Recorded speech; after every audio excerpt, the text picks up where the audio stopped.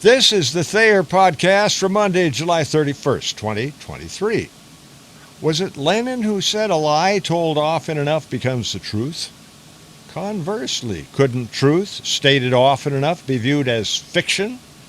Well, yes. I found something stunning the other day while I was browsing Facebook videos. Some of them turned out to be pretty interesting, as well as informative, like the one about cognitive ease. The speaker said, "Not only do these things feel true, they also feel familiar, effortless, and they feel good.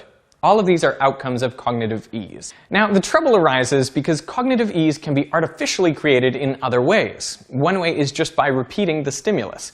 In a classic experiment at 2 Michigan universities, experimenters took out ads in the school newspapers. Each ad consisted only of one of these nonsense words. Cardiga, Sarisic, Baiwani, Nansoma, Iktitaf. They were printed with different frequencies. One word appeared in the paper only once, while others appeared 2, 5, 10, or 25 times. The word frequencies were reversed at the other university. At the end of the experiment, researchers sent out questionnaires asking people to rate the meaning of each of these nonsense words on a scale from "it means something good" to "it means something bad." And the findings were clear. The more frequently the word had appeared in the newspaper, the more people felt it meant something good. So with enough repetition, even a nonsense word comes to feel familiar. It triggers cognitive ease and overall feelings of goodness. Experiments have shown that this also works when showing English speakers Chinese characters or even random shapes. And the finding is even more general than that.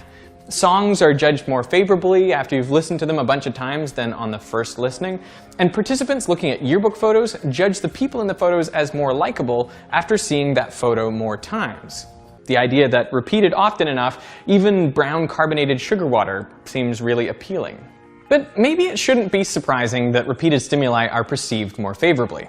After all, our brains have evolved to identify threats, and anything novel is a potential threat. But if after repeated exposure nothing bad happens, it becomes familiar and comfortable. Let's stop and think about this for a second and get specific. Did the COVID vaccine save lives during the pandemic, or was its administration designed to create distrust of the medical community? What about climate change?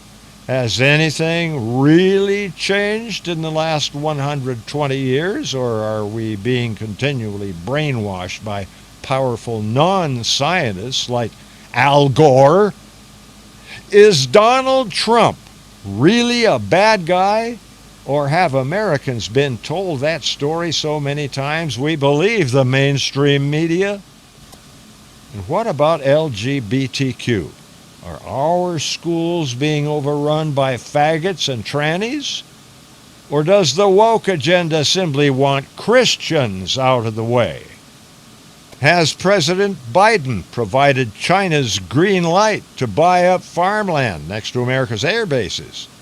Or is there something less sinister going on in the real estate market? How many of these hot-button issues are real, and how many have been created and sustained by cognitive ease? Maybe we ought to consider the old admonition from the 60s. Question authority. Or should we be looking to Isaiah 5:20, which says, "Woe unto those who call evil good, and good evil." Improvise, adapt, overcome. Simplify.